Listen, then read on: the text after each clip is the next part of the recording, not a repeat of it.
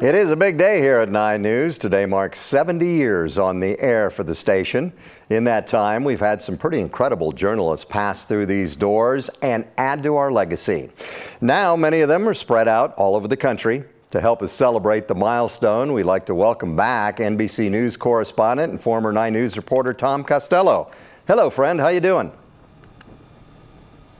Hey, buddy, it's great to see you, and congratulations to you and everybody at 9 News. What a great celebration. 70 years. I know, it's pretty amazing. So talk a little bit about your time at 9 News. What stands out to you?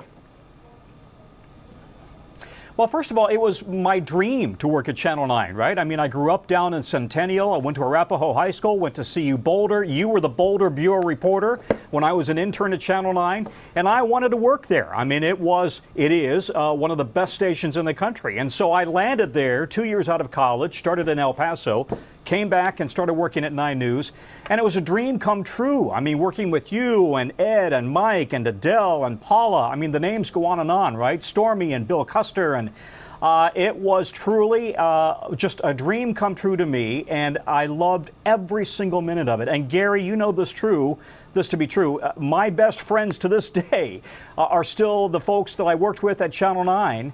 And I miss Colorado dearly, and I miss the folks at 9 News dearly. It is a great place to work. It absolutely is. So you've done pretty well with your career, I would say. What at 9 News helped you prepare to be a reporter for NBC? Well, first of all, the Gary Shapiro School of Writing, and anybody out there who watches 9 News knows that Gary is an outstanding writer, and it's all about the writing, isn't it? And it's all about the photography. And 9 News still to this day has among the best photojournalists in the country. You could talk to the people in this newsroom here, NBC News Washington, and they will tell you they know of the reputation of KUSA and the photojournalists there. And if you have good photographers, and if you can turn a phrase and hopefully write a good coherent sentence and a story, you've got a magical combination. You combine that with the beauty of Colorado, and boy, I was just there, by the way, Monday, in and out in less than a day to shoot a story. Blue skies, golden trees, green grass, 75 degrees. It's paradise. It's just one of the greatest places on the planet. Yeah, it is for sure. So I remember a lot of stories you did, but I remember one of the stories you did when the Pope came to town in '93. You were in the medical tent. It was a really hot day, and all these people ended up in the medical tent, and you were doing live news from there, and it was a pretty memorable story. What are some of your memories? Yeah, right. I mean, these kids who had slept out all night, they hadn't been eating or drinking, they woke up and then it heated up out there at the reservoir and they started dropping like flies. That was certainly one. Listen, unfortunately, there's also the tragedies. You know, I covered United Airlines Flight 585 that crashed in Colorado Springs, the United Airlines plane that crashed out in Iowa.